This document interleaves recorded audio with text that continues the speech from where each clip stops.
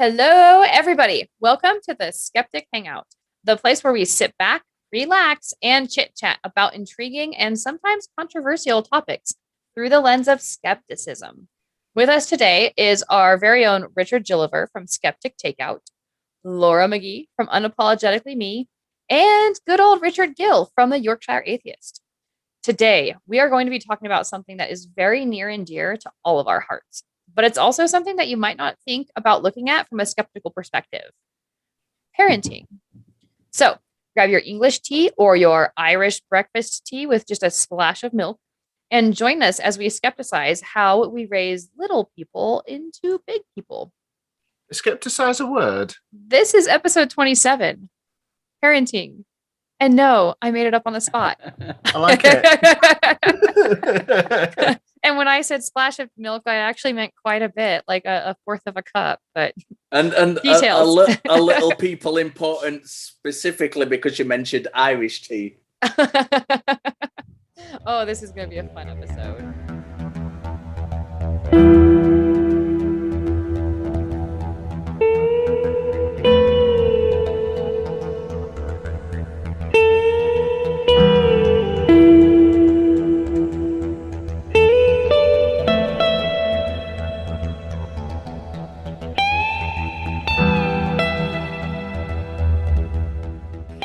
Last week, I'm gutted.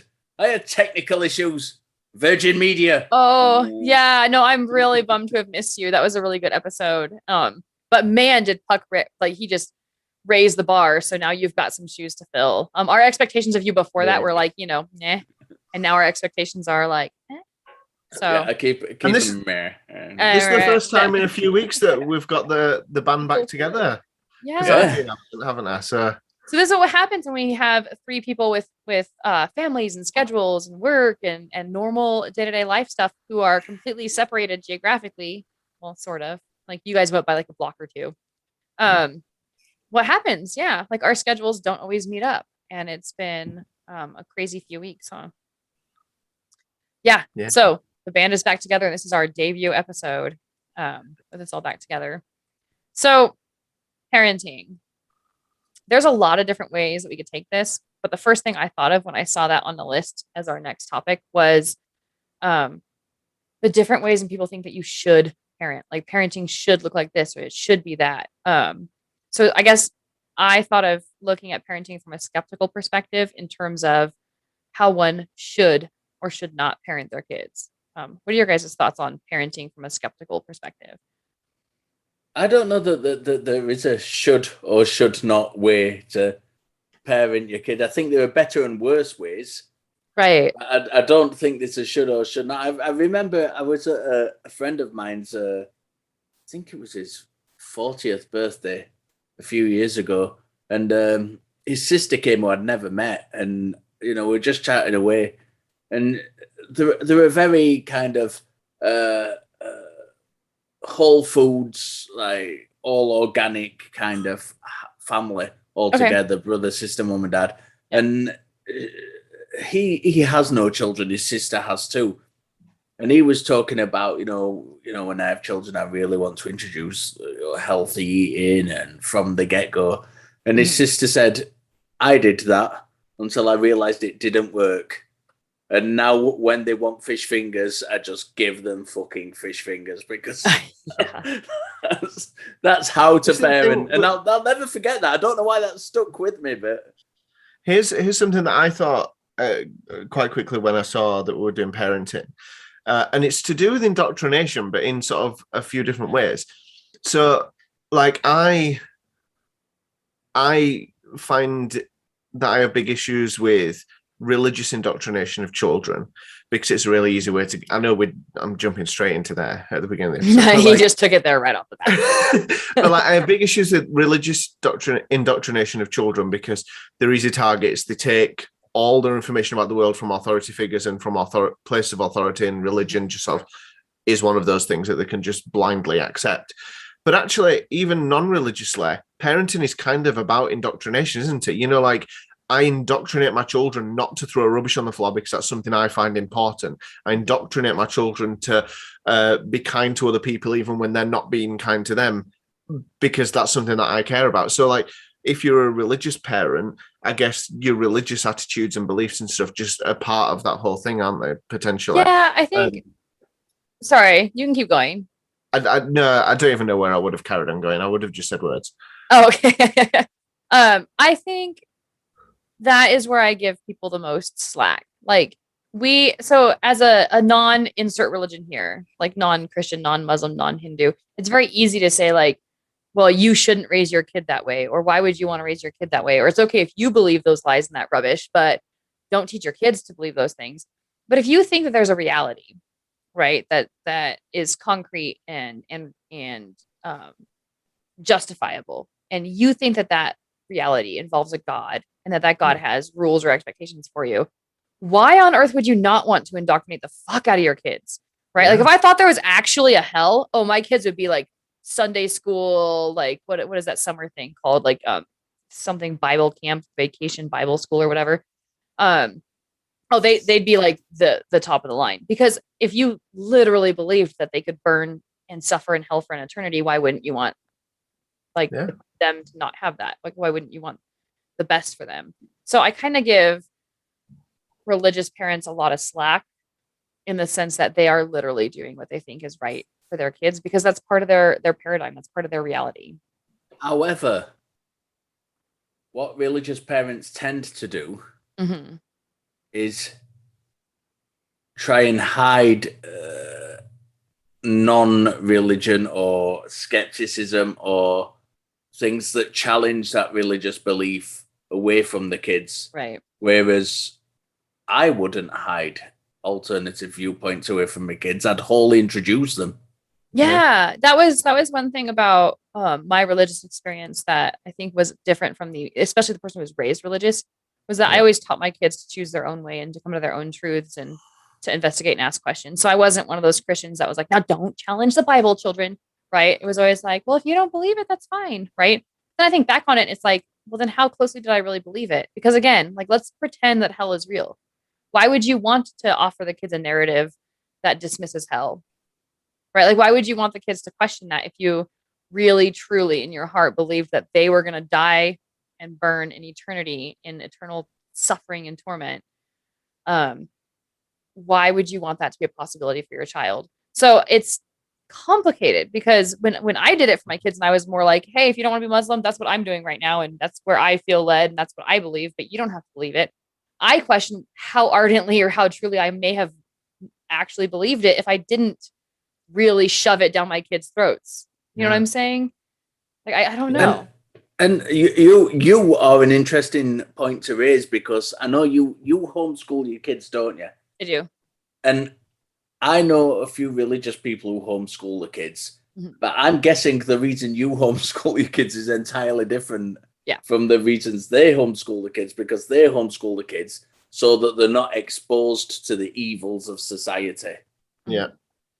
Yeah. And I homeschool my kids for several different reasons. One of which is the flexibility to be able to live life the way we want to live life. Meaning, if we want to go on a vacation in the middle of September when school is starting up, and we want to go to Monterey for 2 months and do school on the ocean, we get to go do school on the ocean, right? If we want to do petroglyphs in the middle of the day and actually drive out to the petroglyphs and spend 2 or 3 days in the middle of the desert looking at petroglyphs, we can go do that, because we have that flexibility naturally built into our lifestyles. Whereas me and Richard have the entire opposite, because he's a school teacher and my wife's a school teacher. So we are strictly bound to school holidays. Yes. And I am so not against the public school. Like if my schedule didn't allow for the flexibility that we have, I would have no problem putting my kids in public school. Like, a lot of people ask that, oh, do you just not like public school education? Like, no, it's just fine. I would probably augment it or supplement it with, well, let's ask more questions and let's get curious. But a lot of times I don't struggle with them learning math, English, history, science from public school. I just think I teach it in a way that is individually conducive to how they learn. Whereas in a school, you're going to get kind of like a one size fits all more approach. And it kind of has to be that way. But yeah, like, I don't know. One thing that struck me about something Richard said earlier, I can't remember exactly what he said, but it got me on thinking about indoctrination of kids and stuff, because my wife isn't so much now, but she was quite religious as the kids were younger. I mean, they're only young, as my youngest is 5, so it's not like they're ancient. But as they were really young, she was kind of religious, and they went to church with her and whatnot. They go to a religious school, and yet we've not forced any kind of viewpoint or anti-religious stance on them, and yet none of them really believe in God. Yeah, we're really open with them, and as dog died a couple of years ago, and my son, who was about 5 at the time, he asked, do the dogs go to heaven? And I said, well, some people believe in heaven, some people don't. And at this time, he was a believer in God and heaven. I said, some people don't. I said, people have different opinions. Yeah. And whether or not it was fine with that. It was, it got him thinking, and he was fine about it. Yeah, that's you talking about. Again, I'm going to say literally what Jill said, but about you, Laura. You said something earlier on, and I can't remember what you said, but it made me think about something you'd spoken about previously, and I can't remember whether it was in an episode or whether it was outside of an episode. And you may not want to talk about it, so you can cut this out if you don't. But about masturbation with your children. Yeah, no, sexual education. I'm very comfortable talking about that stuff. Yeah, so I think you'd. I can't remember if it was an episode, but you talked about how at one point as a family, if I'm right in thinking, you had a sort of anti-masturbation stance, which was then sort of kind of negotiated as a relaxed stance or something along those lines. I can't quite remember. Yeah, so what had happened was so the boys, my 2 oldest boys, they hit teenagerhood as we were in the height of our religious fervor, right? We were the most ardent when they kind of hit puberty. And so when we found YouTube porn on one of their phones, we sat down and talked to them like, masturbation is bad, and here's why. It trains your body in all these different ways, and then it has nothing to do with real sex. And the girls that you're watching on YouTube, you don't know if they're being exploited or not. Blah blah. So we had this like very, hey, I'm not punishing you for what you did, but it's wrong sort of approach.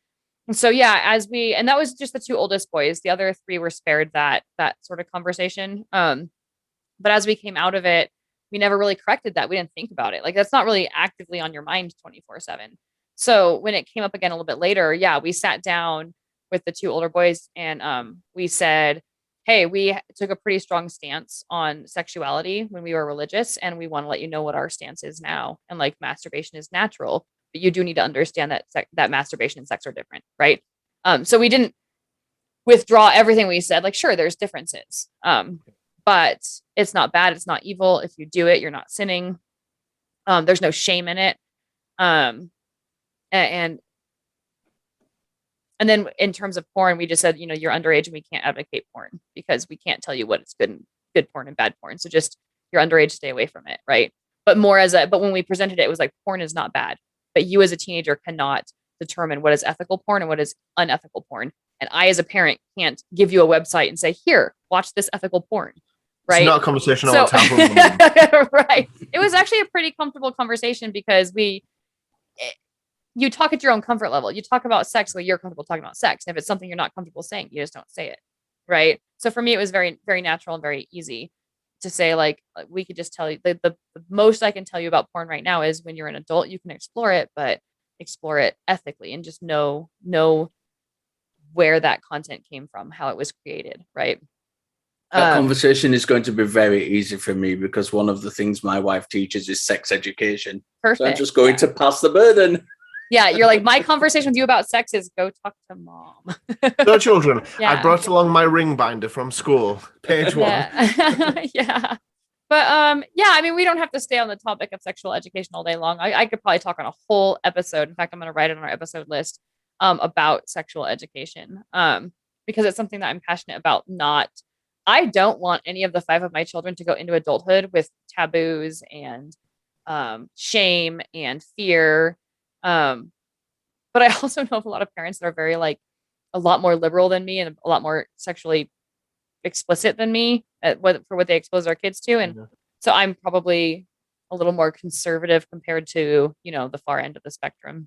One of the things that I think about a lot in terms of parenting is the fact that actually being a parent is a really, like, there are a lot of responsibilities that come with it, not just in terms of like, feeding and clothing and, making sure they don't die, but like setting them up as people ready for the world. As you know, like I think back to things that happen in my child. I've not had like a traumatic childhood or anything, but you know, like there'll have been things in my childhood that make me approach situations nowadays in a specific way because of the way that things were handled in the past or whatever. Mhm. So like an example that I can think of, I've got 3 lads, 10, 5 and That's 2 in American, that's boys. boys, sorry. Yeah, Yes, no, caps. I'm teasing. And they all the time. So like this I don't know if this is a thing in America, but you know, like when children start to lose their teeth. No, children don't people lose teeth in America. No. We're born with our adult teeth. But like there's a thing about like it's when you've been kissing people. So like have you been kissing anyone at school and that's why your teeth fall out? Is that a thing? Do you know that, Gilliver? I've heard No. it. It's not universally practiced in Britain, I must stress. Okay. I've So, heard like, it. people It's see more of an them- old timer thing, I think because Yeah. you probably come from like a small, like somewhere that's like Backward the 1930s. town, yeah. That is too funny. You probably still continue that. I'm from a city, we don't know that. But like so when my eldest was like starting to lose his baby teeth, like people would say to him, "Oh, have you been kissing girls at school?" And I always say, "Oh, boys." Like I always input that there, you know, like someone will be like, "Oh," saying to my 5-year-old because he's a right flirt with everyone. They'll be like, "Oh, I bet you've got all the girls chasing around you after school." I was like, "Oh, boys." And I'm not. And that's me sort of indoctrinating my children in terms of like, pushing my values in terms of not only is it okay for them to have that as an option, but I also like, I don't know if any of my children are gay or will be gay or whatever. You're talking about completely naturalizing it, not just, being gay is okay, children, but actually naturalizing it. Yeah. Yeah. And again, but for, I know for me, lots of that's people something... who are just not like that as well, like completely not like that. Yeah, it's interesting because like my kids will even do that. So like I'll say boyfriend or girlfriend or like crushes in terms of being boys or girls, like just like you will.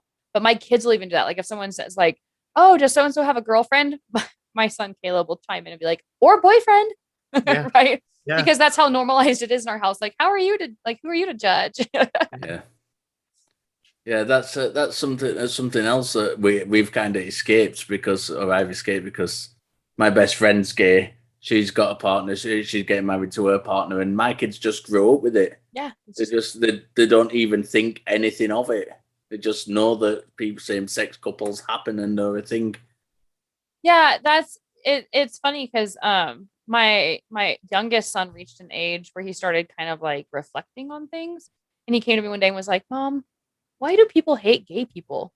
And that was a really interesting conversation to have because to him, prior to that, when he was younger, the thought never even occurred to him. Like you just don't hate people for any reason that arbitrary, right? And when he finally started kind of seeing it in social media or being exposed to it or hearing the thought of like people being homophobic or whatever, he finally started reflecting on it. Was like, why is that even a thing? Right. Yeah. And I think parenting wise, I think that's something that all three of us maybe have in common and that I hope is getting to be more and more popular is that idea of those negative thoughts should never even occur to a child. They only occur when we put those negative thoughts into their head. Well, like we have a lot of power as parents, don't we? Yeah. A lot of power. We can make our children scared of things.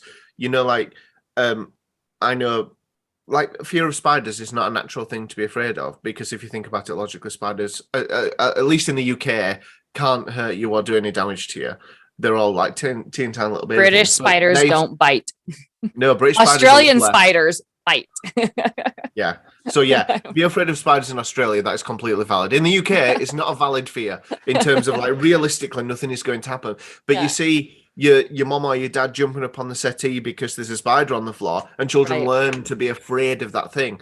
Like I think it's really easy to forget how much power and influence we have over the lives of the children that we bring up in things that we don't like, because there are conscious decisions we make about parenting, conscious decisions about, I want them to be able to do this, not be able to do that, you know, value this, not value that. But there's so much all the time, which is just sort of in the background that we don't think about, which really, really influences our children for better or worse. No, that's true. Like the way that my children talk is highly influenced by me. And like my daughter, like when she was younger, people used to tell me like, well, your daughter speaks really well for her age, or she's very eloquent for a little one. And I'd never even really thought about it. I didn't know how she really compared. I knew that she had a good, strong vocabulary, but I didn't know on average like how she compared. And I thought about it and it's like, well, I never did baby speak with my kids. I always spoke to them directly as though they were adults. I used words that they could understand or comprehend, and I would explain things to them, but I wouldn't be like, oh, you want your little Bobby, right? It's like, here's your bottle, right? And I would use complete sentences. So when they learn how to speak and they start mimicking those complete sentences, like that wasn't even something that I didn't sit down and brainstorm one day and think, okay, now my kids will speak more eloquently if I just speak to them in complete sentences, right? It was just something that I did. So yeah, it is interesting how they will pick up on and mimic things. Like they're noticing every little thing you do. And there was a study quite a few years ago about early childhood speech development. They made a link between, because traditionally like prams and pushchairs that you push children around in always had the child facing the person who was pushing them, whereas like lots of fold up prams now have the child only able to face away from the person who's pushing them. And there was a link between sort of poorer abilities in terms of speaking and listening for children starting school. They found a link between that and when those sorts of push chairs were popularized, because the parent or whoever's pushing them doesn't have eye contact with them and talking to them all the time. They're there facing away and don't have that same sort of level of interaction, and they could like really easily see the correlation between those things. So that's interesting. And that's like a really simple thing that's like, if you've got your child facing you, they are going to be able to speak better when they're at school.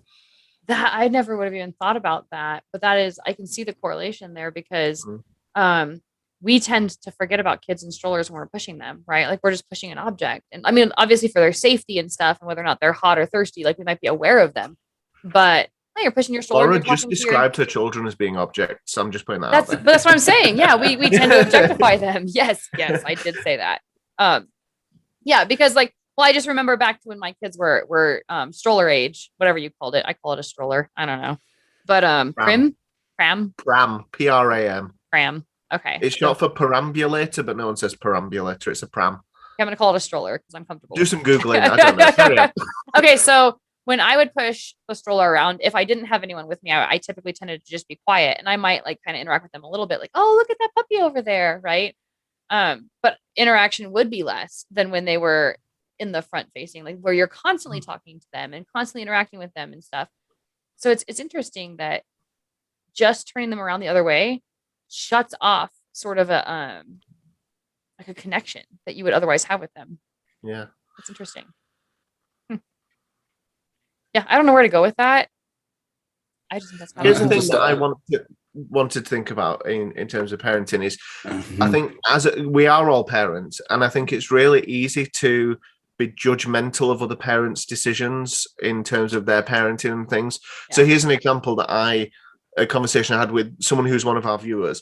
It was a while ago, maybe a year or so ago, about parents who let their children like watch things or play things on tablets when they're at restaurants.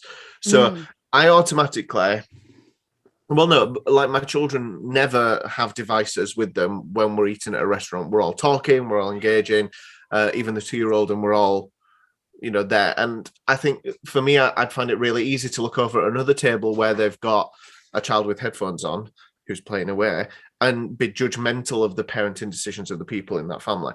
And the conversation I had with this person was that sometimes as a parent, you just need to put a tablet in front of your child's face because you're at the end of your tether and that's all you can do. And actually, at that moment in time, the best parenting decision is to give them those headphones, shut them up for a bit because you absolutely need that time. It might be that child has autism and can't deal with the noise of the restaurant. It might be all sorts of things, but it's really easy to judge and just say, oh, well, they're not teaching them how to have good conversational skills and they're not teaching them to be social. They're not showing them good table manners and good etiquette. They're just allowing themselves to be digitized with a tablet at a table. And I think, I don't know, I think I've grown more recently to be less judgmental of other people's parenting decisions, perhaps. I don't know. Yeah, I tend to think, I am just taking this over from Jilliver. Do you have anything you want to add to that, Jilliver, before I think my only thing that I am like that I'm kind of, I would never confront someone because I don't think it's my No, place no, to no. confront someone. But the only thing that really winds me up every time I see it is parents who smoke around their children. And that's that more is of like something- a health concern, right? Like Yeah, if you see a child in danger, or you see like a real confirmable health concern, That's one of those things, though, where like children who see their parents smoking are more likely to be smokers because they see it as a normal thing that people do. You know, my mum smoked when we were younger. I don't smoke because I've always hated it, but my sister does because my mum did, because her mum did. You know, like, and it's one of those things where it feels like a personal decision for yourself, but it has that power with your children. See, that's really interesting because my mum smoked and my dad didn't really, had the occasional one if he had a pint, but he didn't really smoke. My mum smoked, and I didn't smoke because my mum smoked. I started smoking because I was like into rock music, and there was all these pictures. It was the culture. Rock musicians who were smoking. But my mum facilitated my smoking because she wasn't judgmental of me for smoking because she smoked. So she allowed me to smoke without much like berating or kind of anything against me for it. She didn't come out and say, you know, you shouldn't be doing that. Really, she may have had, there might be slight conversations, but you know, she used to buy me cigarettes. Yeah, and so I wonder then in that case, I mean, you talk about no judgment on the parents. I think sometimes it is very hard to determine where judgment, I'm putting that in quotes for those of you not watching the video, where that's appropriate and where it's not appropriate. And I think a lot of times when it's something like smoking, you got to think like, what is the parent's actual perception of what they're actually doing with that child, right? So we might be like, oh, well, smoking is clearly bad for you. You shouldn't do it. Oh, but here, have some mac and cheese, right? And somebody else might be like, processed food. You don't have no idea what you're doing to your child. Like, oh, here, but stay out in the sun all day and don't wear sunblock, you know, or whatever. So it's like, what is the actual perception of that parent of the health risk and what they're doing to that child? And it could be that they're actually causing some harm that requires maybe a little bit of judgment, like in terms of like abuse or neglect. Like, that requires a little bit of like intervention or should be judged a little bit harshly. But because obviously in the UK, the local council has like social services and like professionals who do support families who are exhibiting sort of behaviors or patterns of behavior or do things which might endanger their children or whatever. Yeah. But obviously at some point people have had to decide, no, this isn't good enough parenting. So this would equate to, right, we need to actually, you know, intervene here. Whereas for some people it's just, well, actually I don't value that in the same way. You know, like it's all, I mean, there are, I guess, I don't know if it is subjective, I'm just saying things, but like subjective things, you know, where if someone is actively endangering the life of a child because of doing something, but then there are lots of things which are just so objective, it's kind of impossible to nail down in a lot of ways, like what is the line and where should it be drawn? So I think you got those two switched. So objective is like clearly wrong. And then subjective is, well, according to my bloody hell, yeah, I did get those wrong. That's no, but that's okay. But I get where you're. Things, yeah. I get exactly what you're saying though. Is like I think, and this is just an arbitrary number that I'm throwing out, but I think the vast majority of our parenting judgments is really just preferences, right? Oh, it's wrong to do this. It's wrong to do that. You shouldn't parent this way. You shouldn't parent that way. Even in the beginning, we were talking about indoctrination. Like, well, that's very subjective, right? Because what if we're all three wrong and there is like this Yahweh God and there really is a hell, and we're doing a disservice by, you know, advocating for parents not teaching about health, right? So I see that as an objective, like, harmful thing to do to a child because of my belief system. But it's, when I really am honest with myself, it's very subjective, right? I think the objective stuff comes down to what you're talking about. Is the child in imminent danger? Are they being fed? I think what you're saying there as well is a really good kind of segue into skepticism, because at the end of the day, we talk about that, don't we? We do sometimes, yeah. What is this skepticism thing you speak of? When you're saying don't do that, there's ways of doing it. Mm-hmm. And you can say to your kids, don't do that, and leave it at that. Yeah. You can say, don't do that, that's wrong, You shouldn't do that. And a lot of parents do. Or you can say to your kids, you shouldn't do that. Let's have a conversation about why, or even better, let's think about why. And why do you think it's wrong to do that? And get them thinking and introduce questioning into everything. Don't just do that objective. Sorry, Rich, go on. No, I was just going to say, here's an example of the sort of thing that you were talking about there, I think. So alcohol is a thing which I think lots of parents have to make decisions about with their children. And I had a close friend a few years ago, and their parents were incredibly anti-alcohol, like to the point where if we're at like an event, we would like teenagers, and I was confronted by their parent to say, you must not, even try to give my child any alcohol because of this, and this. And like being so incredibly strict. Whereas like I remember from even being like a preteen, like at Christmas, we'd have some like Lambrini watered down with lemonade or something, and we'd have that. Or it like my parents were very much like, a bit, it's fine, we're here, like nothing, it's not that big of a deal, and they didn't make a big deal out of it. Right. And I have a very positive relationship with alcohol now. It's not a major factor in my life, and it's never a damaging factor. Whereas I know the person who I was referring to before, as soon as they turned 18, like really went off the rails, like in a big way with alcohol. And I think it is that whole thing of, what was my point? I think you're talking about like when you make something taboo and you fail to expose a child to it or fail to deal with it appropriately with a child, what they do when they become adults. At least that's what I was kind of getting out of it. Yeah, and I think linking to what you were saying, Gilliver, in terms of that, you can just say don't do this, but actually, if a child doesn't buy into the rationale that you've got, it's going to have an outcome that you're not necessarily prepared for or wanting. And so whenever I always think I heard a lot as a child because I said so, as a reason for decisions my parents made. Yeah. And I know we're running out of time, we're coming up to the commercial break. But I want to explore that a bit more in terms of like trying to get buy-in from your children maybe, and we can maybe explore that after the commercial break. I think that's actually that's a great segue into the commercial. So when we get back, we'll discuss the difference between because I said so and helping a child to explore or to understand the whys. Like, and when is that appropriate?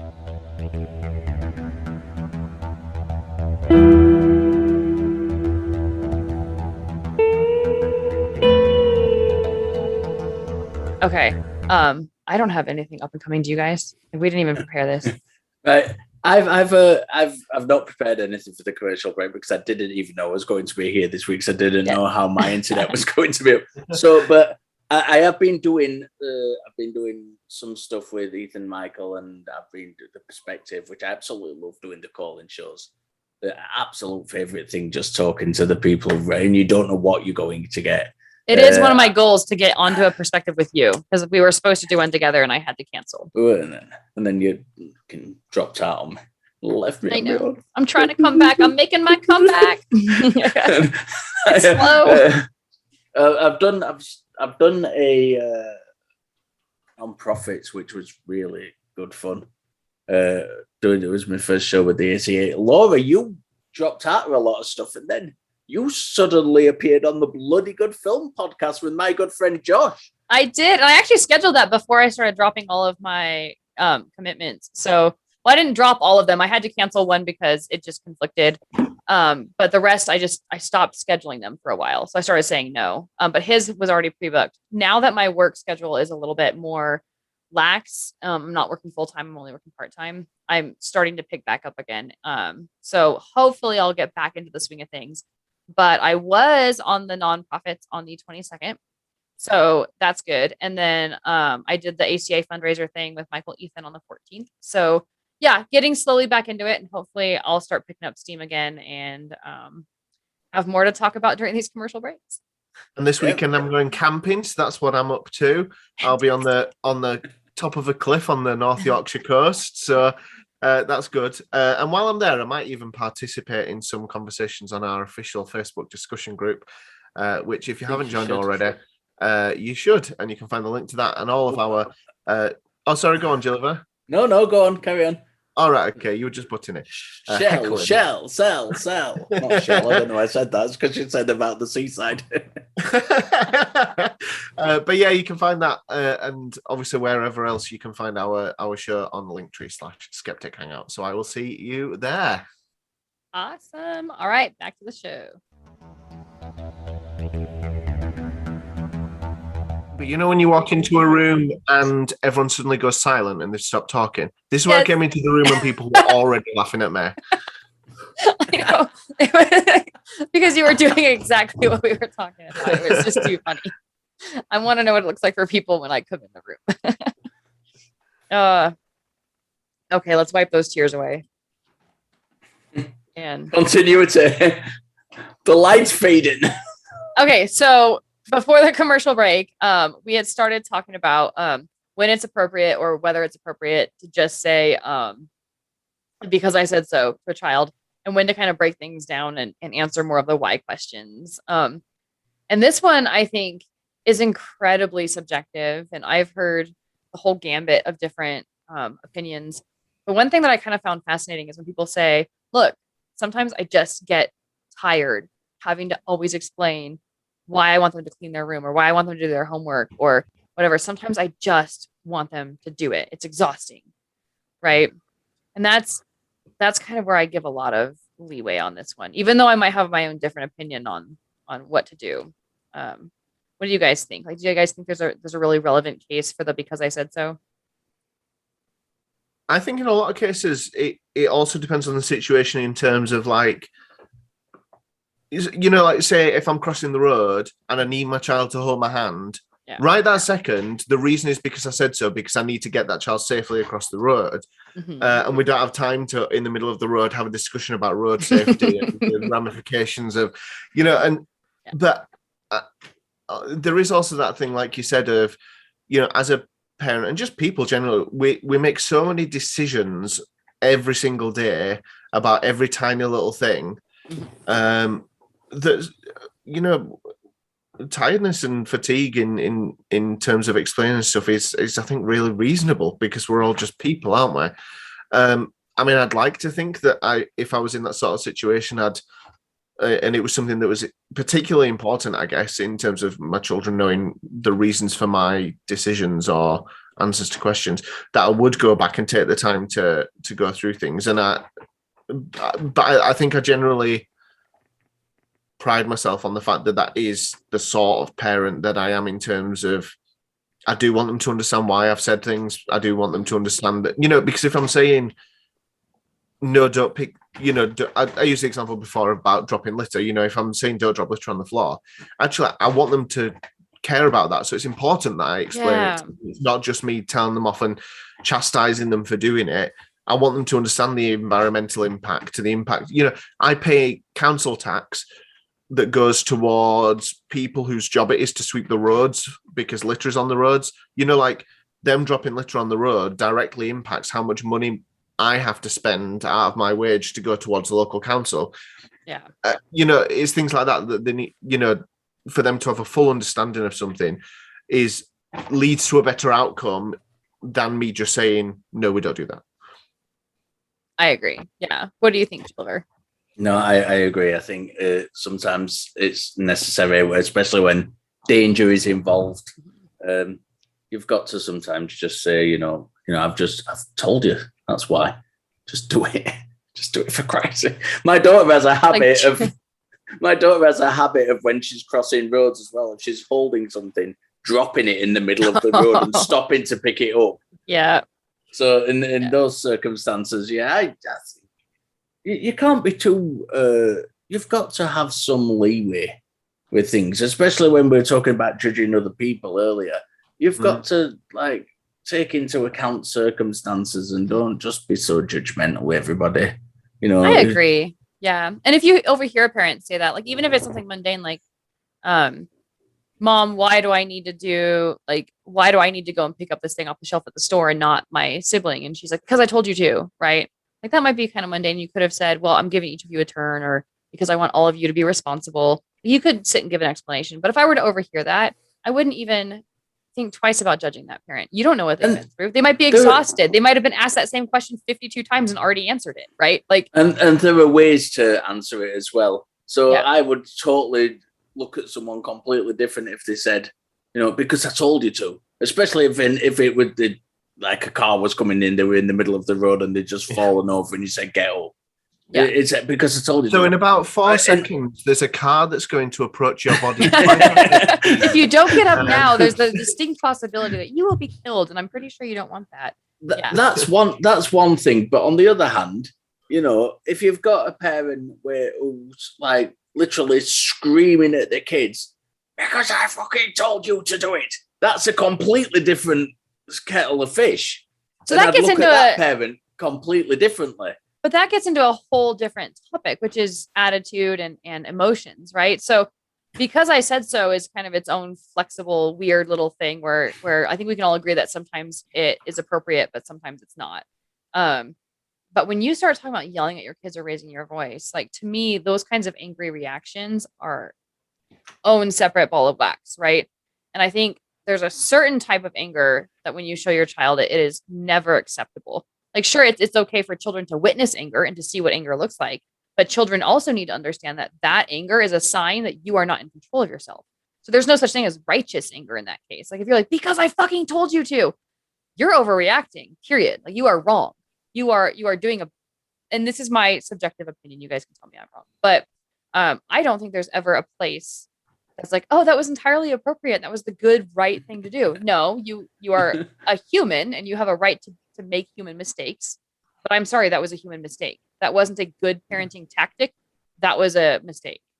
And I think about times where I've been angry with my children, usually I guess like if I'm like showing anger towards my children into, I'm cross with them for doing something, it's because I guess I kind of want them to understand the enormity of a decision they've made, or, like it's to highlight the fact that, actually what you've done is really, really bad. And to the point where you've made me feel angry about it. But there's a way of showing that anger towards a child that can impact it in different ways. Thinking about like punishments for children in terms of chastising them or whatever, some people still nowadays do hit their children for various reasons. And you hear all the time, don't you? Like, oh, well, I was hit as a child and it never, and I turned out all right. But no, you turned out as an adult who thinks it's still okay to hit children for any reason. Did you really turn out all right? Yeah. Yeah, and I would question that. But that again goes down to that whole, where do you draw the line? I'm not saying hitting children is right. That's not what I'm saying. But in terms of like, deciding on appropriate responses to things that your children have done is a big part of parenting, and I guess requires a lot of thought. And you kind of hit on the good. Oh, go ahead. I was just going, something that you said struck me as really alien to me then. All right, okay. I don't know that I have ever felt anger towards my children. All right, okay. I felt frustration. Well, you got, yeah.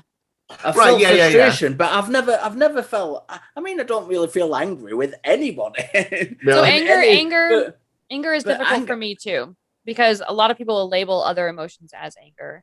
And one thing that I learned is that anger isn't an emotion; it's a response, right? Interesting. So the emotion that you're actually feeling is frustration, sadness, fear, disappointment.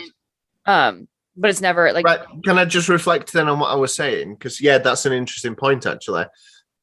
Yeah, because I think if the sort of situations that I was thinking about, frustration might have been a better choice of word. I've been upset by things my children have done. They may have done something incredibly, I don't know, selfish, or, made a bad choice in that way. I think it was possibly me, I don't know, misspeaking, but I think that's a valid question to ask. See, to me, anger seems like a complete loss of control, and it's that kind of that's what anger says to me. And it is justifiable in a sense that we're all human and we have our limits, and when our limits have been crossed, there is a point where like we react without necessarily thinking. So anger in and of itself is not bad. what you do with anger, depending on how much control you have over yourself, may or may not be bad. Certainly like striking a child, in my opinion, like you've lost your control to the point where it is bad, right? Yeah. Popping off at a I think child, what I meant like, by anger was just, when I'm having those conversations with my children where I am cross. yeah, Like, and I don't think that's bad. I think being able to also tell your children later or in another context, like when someone shows anger, it means that they've reached a threshold. And when you reach mom and dad's threshold, you're going to see us as being angry. That doesn't mean that it's an imperfection. It's something that we need to work on, but you need to also understand that as a child, you've crossed that line with us where we don't have the tolerance anymore to speak kindly to you. Right. So maybe me yelling at you wasn't the right thing to do in that moment, but boy, in that moment, you had me hot. Like you had pushed all my buttons. Right. So there's that kind of give and take where it's like, yeah, mommy and daddy aren't perfect, but yeah, neither are you, you little bugger. Right. Like, you really worked hard to get me to that point, FYI, But I think as well, like there have been times where I've had to, after the fact, apologize to my children for decisions I've made or things I've done or said. And I know I found that difficult in those situations because you kind of, as a parent, I guess by default, sometimes have that, well, I'm the parent, so I know what's best or whatever. I know, what, like I'm always right because usually I am right in decisions I make. I am normally right because I know things about the world. I know things about, what are morally good and bad things to do. And usually when I'm saying things to my children, I am right. And in life in general, just always, always. But I don't know how often parents generally apologize to their children for things that they have done. Parents often expect apologies from children, and that's the whole thing. But yeah, I don't know about how often parents apologize to their own children for things they've done themselves. I apologize when I've apologized to my kids. It's usually been, it's not happened lately because I don't tend to do this because I physically can't do it anymore because of the different ravaging COVID gave me. But I used to tussle, shall we say, with my kids. I wanted to teach them how to fight. I'm an ex-fighter myself, and I want them to know that fighting doesn't have to be the same thing as violence. Right. Knowing how there's to art fight. To it. Yeah. Yeah, it's not anger, it's not violence. It's something that you can be practiced and done skillfully. Sometimes I've got, was when I was training, a big guy, and I was tussling with little kids, so inevitably you're going to accidentally hurt them, and you apologize. I don't mean break their arm. I mean no, like you just squish them a little bit or elbow them. And in those circumstances, I have apologized to them. Usually, when it's getting the kids to apologize, it's getting to apologize to each other rather than to me. I don't think I've ever said, right, you owe me an apology. So I kind of want to stick on this. Oh, go ahead. It's like if one of them, usually my daughter, who's been made to apologize to my son because she's a little shit and he's really nice. Well, and I think that apologies are something we should stay on for a little bit longer because I think that there's a lot to be said in terms of parents apologizing, but also with kids apologizing. Like I have never told my kids that it's a requirement to say I'm sorry. Like when they do in order to get out of trouble, like when they're like, oh, I'm sorry, just so that they can get out of trouble. It's like, no, sorry is not something, it's not a get out of jail free card. It's something you feel.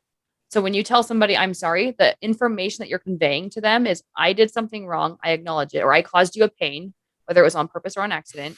I acknowledge it and I feel bad about it. It's not, oh, because I said I'm sorry, everything's better. Or, oh, because I said I'm sorry, I shouldn't get in trouble. Or you should feel not angry toward me because I said I'm sorry. So that's a really good point. In the arm and say sorry, it doesn't mean that I'm then right. I can then just carry on smacking you in the arm. Like exactly. Saying sorry doesn't actually.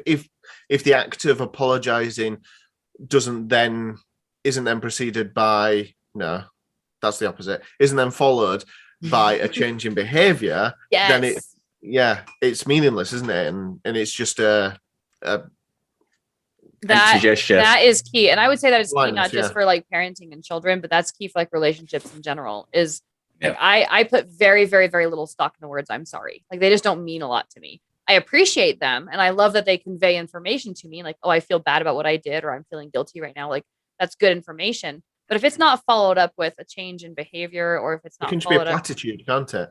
it becomes something. In fact, that's something that has been a conversation in our house before, where we have had that conversation of, look, when you just say I'm sorry every single time, that those words have zero meaning to me. Like, they might have a little bit of meaning if that means, oh, you feel bad about something, but they lose all meaning whatsoever when you're just popping them off just to, oh, the appropriate response right now is I'm sorry, so I'm just going to say I'm sorry with no thought or meaning, or feelings behind it whatsoever. So yeah, we've definitely had that conversation. So I don't force my kids to apologize to each other, but I will force them to acknowledge that they've done a wrong to each other, right? And I'm like, if you're sorry, you need to go tell your sister. But you're still That's getting interesting. punished. I like that Yeah. subtlety and difference. Yeah. I often ask the question, like, in and I don't know if this is my like school teacher brain coming in, but like the question of like, what can you do to make things better? Saying I'm sorry isn't enough, but like, but yeah, like, you've done something wrong. What is it that you can do to make it? And sometimes, hug and kiss your 2-year-old brother, that will make things better, because then he will just carry on playing and we're all happy days. But then other times you do need to, the thing to do to make something better is actually I need to have a certain think about how I approach that situation, or I need to say sorry because that might be what's needed, or whatever the course of action is. Yeah, no, I think I think that we're all in agreement, like, and I don't know if there's like a skeptical way of looking at this whole I'm sorry thing, but I think that it has a time and a place, but it's not a get out of jail free card. There has to be more to it than that. I'm sorry in terms of a parent saying it to a child. Okay, so I'm very big on owning up to your mistakes. I'm very big on letting your kids see that you're human, that you're flawed, but also having trust in you. So when I say, like, hey, drinking can be very damaging, right? They're not gonna believe that because I'm flawless and they've come to believe that my word is law. They might believe it because they know that I'm intelligent and that they've seen that when I explain things to them. Sorry? I'm That's a bold claim. It is a bold claim. I'm not unintelligent. No, they have faith that what I'm saying is backed up, right? But it's not because of the whole I present myself as flawless. I think actually that it's even more helpful when a parent can present themselves as flawed. So what do you guys think? I have heard parents say, like, dead serious, and they'll argue it, you should never apologize to your child. I think that's an inappropriate parent tactic. So what do you guys think about that? I think that's bullshit. Yeah. I think if you're aware that you've for whatever reason done something that's either emotionally or physically harmed your child, that you just own up to it and say, I'm sorry. I'm really sorry. That's, I didn't mean to do that. If you didn't mean to do it, it may have meant to do it. I don't know why you would, but if you've upset them by shouting at them, I didn't mean to upset you. I'm sorry for upsetting you, but let's have a conversation. This is why I had to have a conversation. I had talked to you in that way, why I had to reprimand you. You may be putting yourself in danger or someone else in danger, or, it's not right to damage property, or it's not right to take things that aren't yours.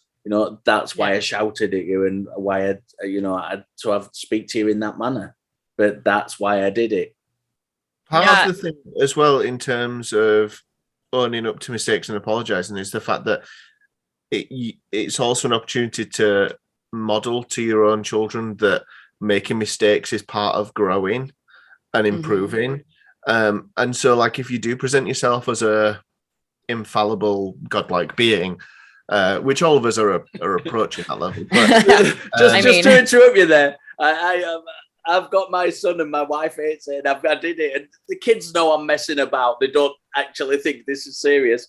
But I've tried to go through a stage of every time I walk into the house, getting the whole family to refer to me as your celestial majesty when I walk. I had a friend that did the same thing, only it was a grand potentate. I was like, I don't even know what that is. I was like, I don't know what a potentate is. I'll have to go look that up. But yeah, I think that's hilarious, especially when it's done in jest like that, where it's clearly just fun. Like you should get them like the Von Trapps, like lined up to a whistle. Yeah. So I want to play. Going back to this whole like when to say I'm sorry thing, I want to play the devil's advocate a tiny bit longer. So they would say, don't ever apologize to your children, but then they would follow it up with, no. What will happen is if you made a mistake and like say you punish them and it wasn't really justified, or you punish them too harshly, you're like, ooh, maybe I shouldn't have been that harsh. They say, well, just change your behavior and just don't do it again, and your kids will see, like through your modeling, what's good and bad behavior, right? But will they associate it? Yeah, that to me is incredibly problematic. But I want to kind of push forward with that sort of devil's advocate. I don't see that the children would associate that. I don't know if I'd associate it if someone had done something to me and then a few weeks later model different behavior. They just did. I don't know if I would make the connection. Yeah, so let's put that into an adult scenario, right? Like, say somebody lied to you, you caught them in a lie, but then they're like, okay, well, I'm not going to apologize for the lie, but I'm going to get them to trust me by modeling telling the truth, right? So how long?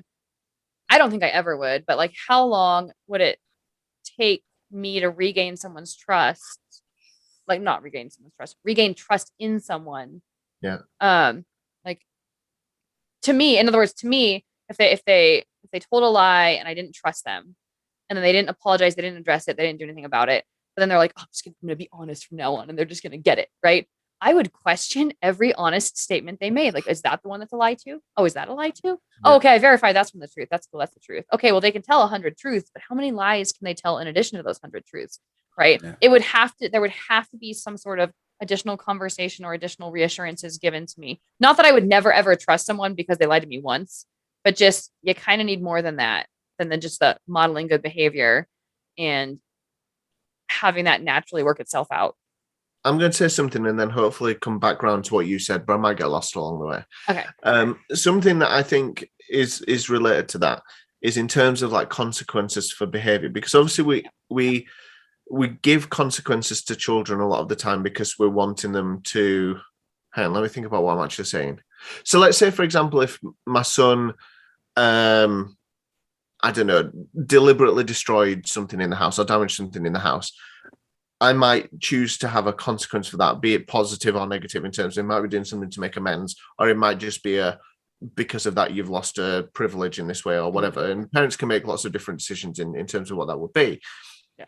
But often you hear parents, you'd be out in the supermarket and they're like, if you touch one more thing, we are not going on holiday next week. And you absolutely know that they are still going on holiday next week. Yeah. And it's not a feasible sort of, thing that they're going to carry through with, because then the child touches another thing and they'll say it again, or they'll say, what did I just tell you? I just told you. And then they'll say it again. Last chance this time. This is the one. I promise. It's going on holiday. But so like, and I feel like, and I know from watching Super Nanny in the past that she always talks about, making sure that the consequences that you're giving your children for an action that they do is sort of reasonable, enforceable, and whatever else.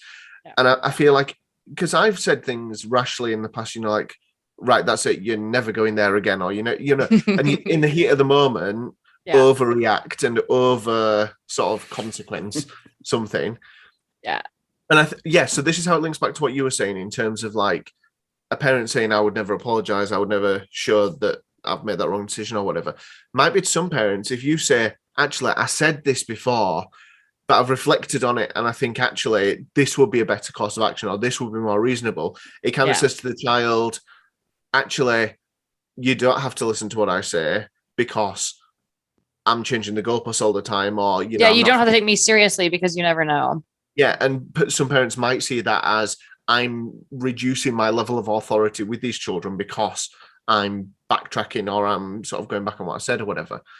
Whereas I would see that, I know you were playing devil's advocate when you were making that point, but like I would see that in the opposite way in terms of it is a really valuable learning opportunity for children, because like you said, they can see that we're not infallible, but also it helps them to understand how you make decisions. If I said to my son that he was grounded for a week and he had to stay in his room, I mean, firstly, he'd love that because there's a bed in there.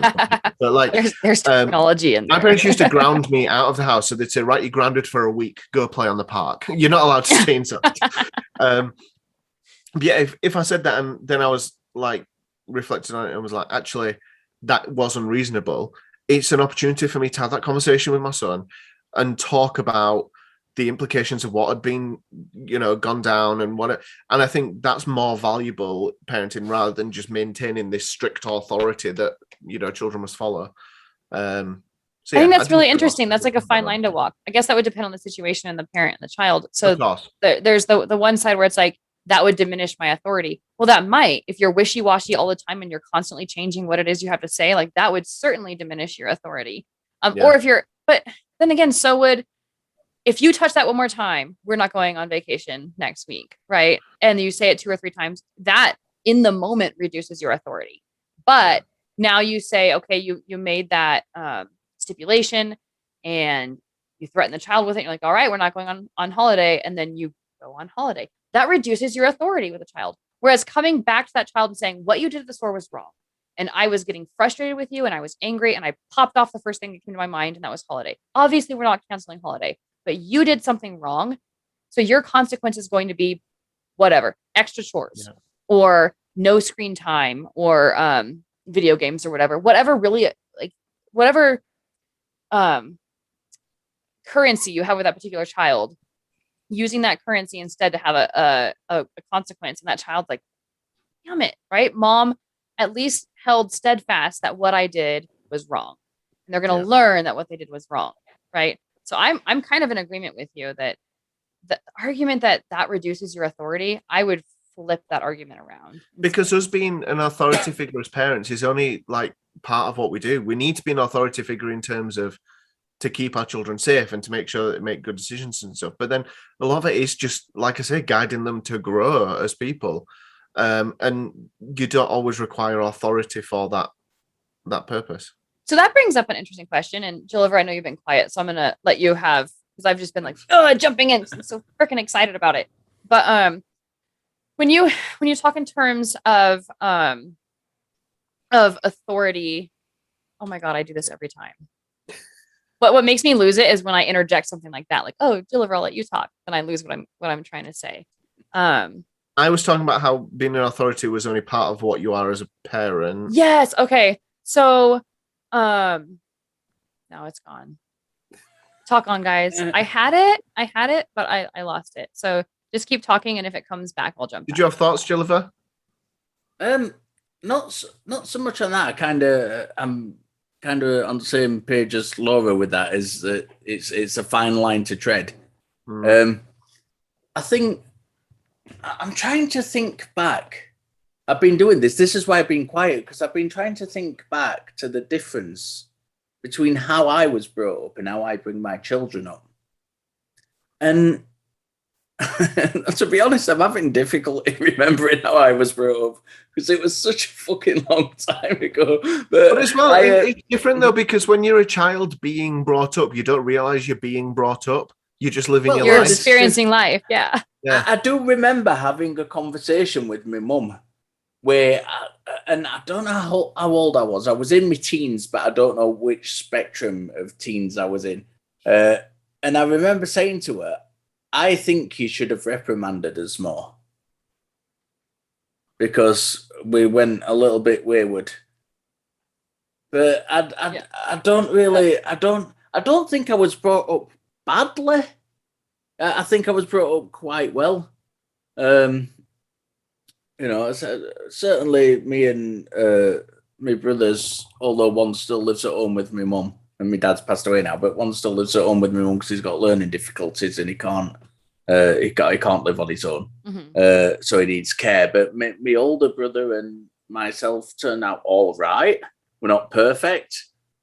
We've made mistakes. To have that conversation thinking you should have reprimanded us more sounds like a very positive result of whatever happened and went on. Do you know what I mean? Like, Laurie, you had a look on your face that you remembered what you were going to say. I did, and the reprimanding is what reminded me. So we yay me. We put consequences on children, and oftentimes the consequence is something that is unrelated to the event, right? So you lied to me, so you lose dessert tonight, right? You didn't get your homework done, so you don't get screen time or video games. You threw a rock at your sister, so you're on restriction for a week, right? The consequences really have absolutely nothing to do with the event, like whatever it is that happened or whatever they did wrong.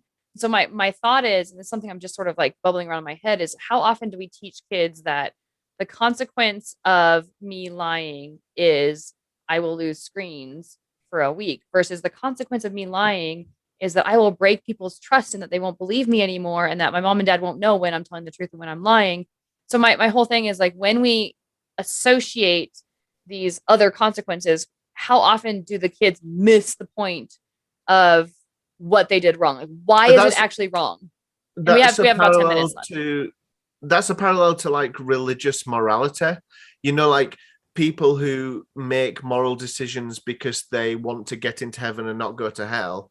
It's the same thing, isn't it? Like, are they just not throwing a rock at their sister because mum's gonna, you know, take the iPad off us or whatever, as opposed to they're learning to not throw the rock at the sister because it's going to hurt someone else, damage something. You know, it's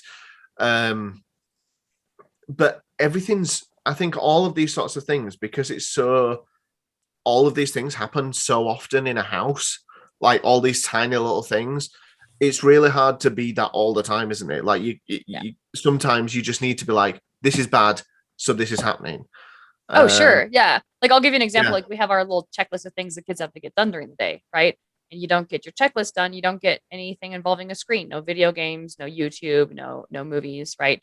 That stuff, in order to earn that stuff, you have to do this checklist, right? Well, that all the stuff they have to do, there's a reason that they have to do it, right? You have to do math so that you know how to add numbers and you know, like, go into adulthood being able to do a freaking budget, right? You have to read because you need to read, right? There's additional reasons why you have to do each thing on your checklist that have nothing to do with video games or screens. And yet I'm teaching them, do your checklist so that you can have your reward, right? But then as well, like, in making that decision, you're also teaching them that screens are like the ultimate good and that that's the reward that they should be aiming for. Right. I was brought up where it was always like sweet edible food was like the reward. But then that for me has been a negative because I'm an obese adult who really likes sweet foods, because I was always brought up with them being like the ultimate good and the best reward for something. And that's potentially given me then an unhealthy sort of relationship with food, because I tend to value it, or have valued it subconsciously, I guess, more than maybe other things. And so then I always think about like rewards and stuff like that, you know, whether it is edible or digital or whatever, you know, not only does the consequence have to fit with whatever it is, but then also rewards for things always kind of need to align with what we want to value and promote. Yeah, or does there need to be a reward? That wasn't a criticism of your decision. No, you're right. I really love that, because I'm reflecting on it and I'm actually thinking about it. So right here on the spot, you've actually given me something to reflect on and think about. Like, I say that because there was like, when can I watch TV? When can I do this? When can I play video games? Well, you can play video games when your responsibilities are done, right? Yeah. But you're right. There's that trap that you can fall into where you're creating an arbitrary positive reinforcement where maybe there doesn't need to be. Like, maybe you just need to do your stuff because you just need to do your stuff. And we'll talk individually about why each thing is important. But there's no reward associated with it. You just have to do it. Like, that's actually that thing really between good extrinsic and intrinsic rewards for things. And obviously I'm a primary school teacher, and there's that whole thing in teaching in terms of like, do you actively reward children for doing good things, or is the reward just them having done a good thing? And it's, I guess it's an ongoing debate. Yeah, I think there's probably pros and cons depending on how often that reward is used, right? Mm.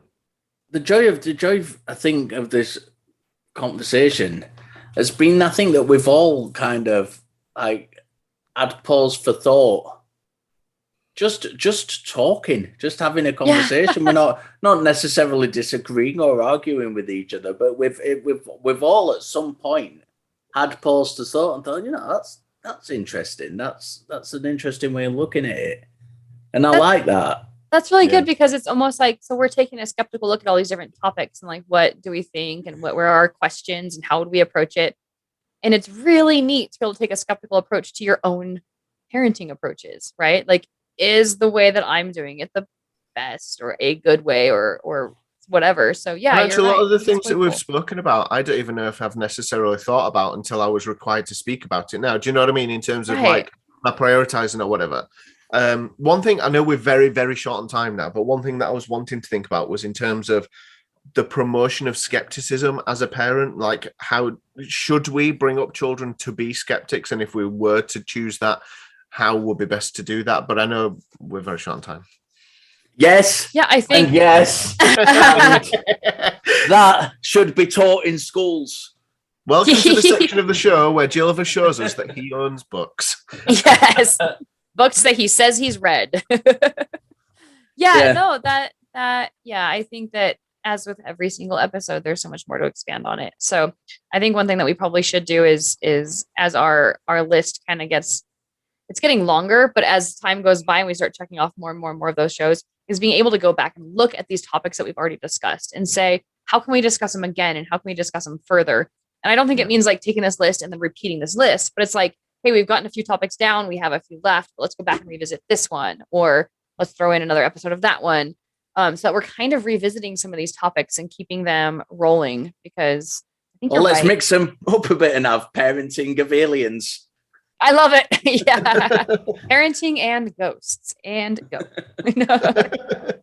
But you're right. We are very, very short on time. We're about to get cut off. So I just want to take some time to thank everybody that's been listening. I know I do every show, but I mean, we wouldn't have a podcast if we didn't have listeners. So I guess that the success of this show is entirely on you guys who are listening to us and giving us feedback. And the more you interact with us and give us ideas, the more successful we can be in producing quality content that somebody out there gives a shit about. So thank you guys for listening, and thank you for your It still feedback. baffles me that people do give shits about this show. I But love it. Brilliant. I love it.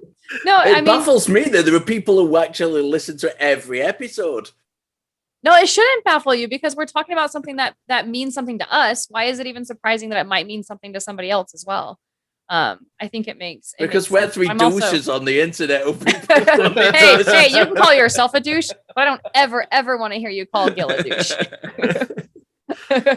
Anyway, we gotta get going. So everybody have a great rest of your week. We will catch you next time.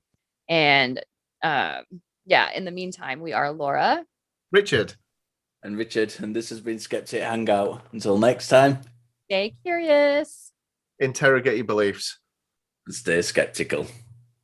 Bye. Bye.